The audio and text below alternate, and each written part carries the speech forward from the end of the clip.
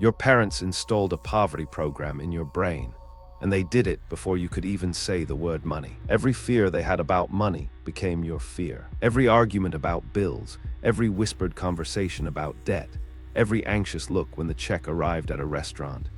You absorbed all of it, not because you understood it, but because your brain was in a state that neuroscientists compare to hypnosis. Theta State Programming. Between the ages of 0 and 7, your subconscious mind was wide open, recording everything, questioning nothing. And the financial blueprint your parents were living became your financial blueprint. The scary part, you don't even know it's there. You think your beliefs about money are yours. You think your spending habits, your earning ceiling, your relationship with wealth, all of that came from your own choices. But none of it did. In the next few minutes, I'm going to show you exactly how this programming happened, what beliefs were installed, and most importantly, how to finally delete the code that's been keeping you broke. Give me a child until he is 7, and I will show you the man. That ancient wisdom is more scientifically accurate than Aristotle ever imagined. Here's something that will change how you see your entire childhood. From birth to roughly age 7, your brain operates predominantly in theta brainwave frequency. Now, what does that mean? Theta is the same brainwave state that hypnotherapists use to reprogram their clients. It's the frequency of deep meditation, of trance, of absolute suggestibility. Your child brain had no critical filter whatsoever. Think about that. Adults have a conscious mind that acts as a gatekeeper. When someone tells you money is evil, your adult brain can evaluate that claim, challenge it, reject it. But a child's brain, it has no gatekeeper. None. Everything goes straight into the subconscious operating system. Dr. Bruce Lipton, a cell biologist from Stanford, has spent decades researching this phenomenon. He found that children essentially download their parents' beliefs, attitudes, and emotional patterns directly into their subconscious mind. The subconscious mind is 1,000,000 times more powerful than the conscious mind. Your parents didn't sit you down and teach you about money. They didn't need to. You were recording every single moment, every emotion, every reaction. And your brain filed it all under one category, how the world works. But this biological programming goes even deeper than you think. Picture this, you're 3 years old, sitting in a high chair.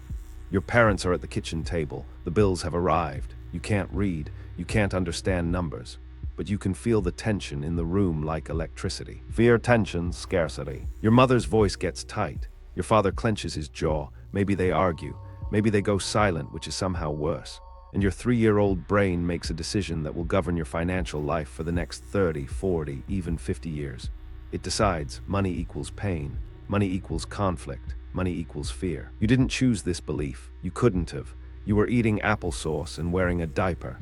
But that belief went straight into your subconscious operating system, and it's been running in the background ever since. If this belief hit close to home, and I suspect it did, hit like and subscribe to reprogram more of your money blocks. The next one might be the one holding you back the most. Research from the University of Cambridge confirms that basic money habits are formed by age 7. Not money knowledge, money habits. The emotional relationship you have with wealth was decided before you lost your first tooth, and those kitchen table moments, they wrote the code. But what was actually being programmed into you goes far beyond fear.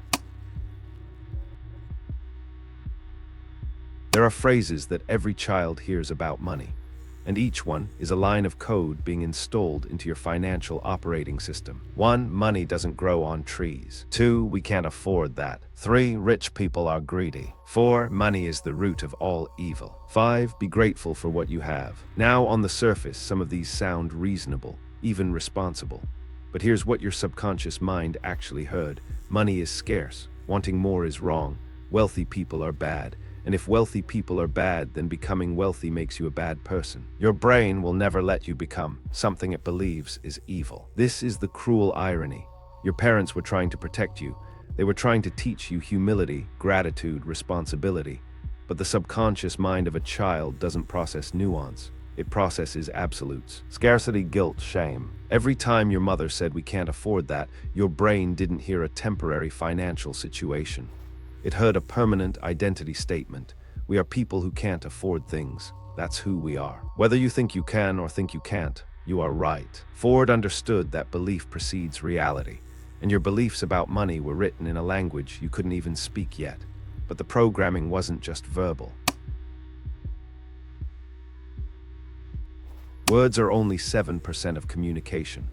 The other 93%, tone of voice and body language, and your infant brain was a master decoder of both. You were reading your parents before you could read a single word. When your father's shoulders dropped after checking the bank account, you recorded that. When your mother's breathing changed as she swiped her credit card, you absorbed that. When they exchanged that look, the one that said we're in trouble but don't say anything in front of the kids, you felt every ounce of it. Body language never lies. Dr. Alan Score at UCLA demonstrated that the right hemisphere of an infant's brain is specifically designed to decode emotional signals from caregivers. It's a survival mechanism. Your brain needed to understand the emotional landscape of your environment to stay safe.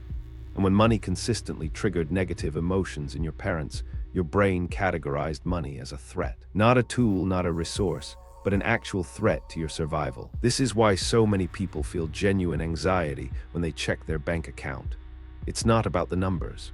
It's about a 3-year-old inside them who learned that looking at money means something bad is about to happen. And the programming gets even more insidious when you understand mirror neurons. In the 1990s, Italian neuroscientist Giacomo Rizzolatti discovered something that changed our understanding of human development forever. Mirror neurons. These are specialized brain cells that fire both when you perform an action and when you watch someone else perform it. Mirror. Your brain literally cannot tell the difference between your experience and someone else's experience that you're observing. Now apply this to your childhood. When your mother felt shame about not having enough, your mirror neurons fired as if you were feeling that shame. When your father felt powerless about his salary, your brain experienced that powerlessness as your own. You inherited emotions you never actually experienced yourself. This is not metaphorical. This is neuroscience. Your parents' financial trauma became your financial trauma through neural mirroring. The child who is not embraced by the village will burn it down to feel its warmth. And in the same way, the child who absorbs financial anxiety will spend a lifetime either hoarding money out of fear or rejecting it out of pain. Their pain, your blueprint. You're not just carrying your own relationship with money. You're carrying your parents' relationship, your grandparents' relationship, generations of financial programming running in your veins. But here's where it gets truly disturbing. Have you ever noticed that no matter how much you earn, you always seem to end up at roughly the same financial level? You get a raise, and suddenly unexpected expenses appear. You start a side business, and you sabotage it right when it's about to succeed. You save money, and then find a reason to spend it all. This is not bad luck. This is your programming executing perfectly. Your subconscious mind has a financial thermostat, a set point for how much money you're allowed to have. And that thermostat was set by your parents' income level, their comfort zone with wealth, their identity around money. You will always return to the financial temperature your subconscious believes is normal. T. Harv Eker calls this your money blueprint. If your parents earned $60,000 a year and constantly communicated that this was enough, that wanting more was greedy, your subconscious set your thermostat to roughly that level. And it will fight you every time you try to exceed it. You'll procrastinate on the business plan. You'll undercharge for your services. You'll pick fights with the partner who makes more than you. Self-sabotage is protection. Your subconscious isn't trying to hurt you.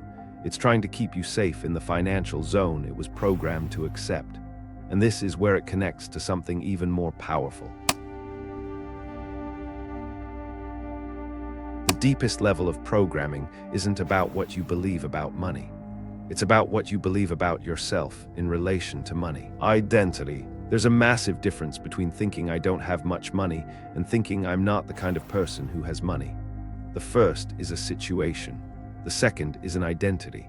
And identities are almost impossible to override with willpower alone. You cannot outperform your self-image for very long. Dr. Maxwell Maltz, the plastic surgeon who founded psychocybernetics, discovered that patients who got new faces but kept their old self-image continued to behave exactly the same way. The self-image is the key to human personality and human behavior. Your parents didn't just program your beliefs about money, they programmed your identity around money. if they identified as middle class, as working class, as people who struggle. Working class identity inherited. That identity was transferred to you through thousands of micro-interactions, conversations, and emotional exchanges. And here's the terrifying part. You defend this identity. When someone suggests you could earn more, something inside you resists. When an opportunity for wealth appears, something inside you says that's not for people like us. You are protecting a prison you didn't build. But what if I told you there's a way to see the exact code that's running? Right now, I want you to do something. Complete these sentences in your head without thinking. Don't filter. Just let the first answer come. Money is, rich people are, I can't be wealthy because. Money is what question. Whatever answers just surfaced, those are not your opinions. Those are your parents' voices echoing through decades of subconscious programming. The first thought is your programming. The second thought is your choice. If you said money is hard to earn, that's not a universal truth. That's a belief your parents demonstrated through their daily struggle. If you said rich people are selfish, that's not an observation you independently formed. That's a narrative you absorbed from your family's relationship with people who had more than them. This is the first step of deprogramming. Awareness.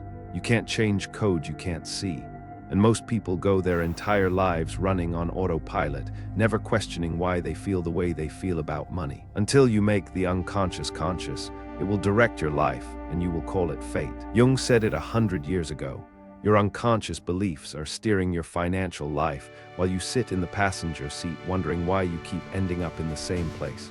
But awareness alone isn't enough. You need the tools to actually rewrite the code.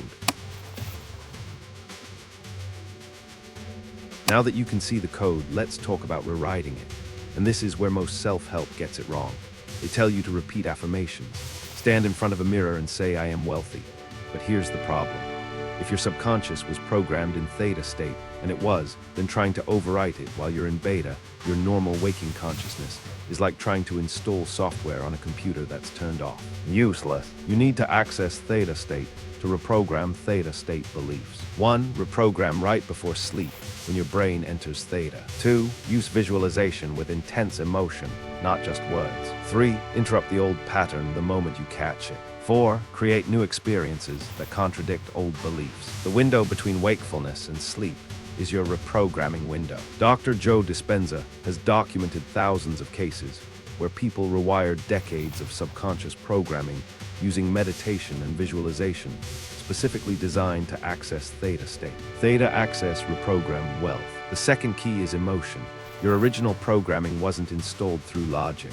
It was installed through emotion. Fear, anxiety, shame. So the new programming must be installed with equal or greater emotional intensity. Joy, excitement, gratitude, the feeling of abundance. And this brings us to the most important piece of all.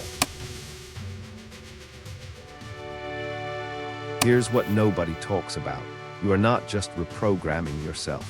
You are breaking a generational chain. Your parents' money beliefs came from their parents, and their parents' beliefs came from their parents before them. Generations of financial programming, poverty mindsets, scarcity thinking, passed down like an invisible inheritance that nobody wanted but everybody received. You are living out a financial script that was written before your grandparents were born. But right now, in this moment, you have something no previous generation had. Awareness of the code, the neuroscience to understand it, and the tools to change it. You are the generation that can finally break the chain. When you reprogram your money beliefs, you don't just change your bank account. You change the financial trajectory of every generation that comes after you. Your children won't absorb fear at the kitchen table. They'll absorb confidence. They won't hear we can't afford that. They'll hear how can we create that. Break the generational chain. The best time to plant a tree was 20 years ago. The second best time is now. You didn't choose the programming you received, but you absolutely choose whether you pass it on. If you made it this far, comment deprogram to prove you're ready to delete the poverty code your parents accidentally installed. Your mind is either programmed for wealth or poverty. Now you know how to reprogram it.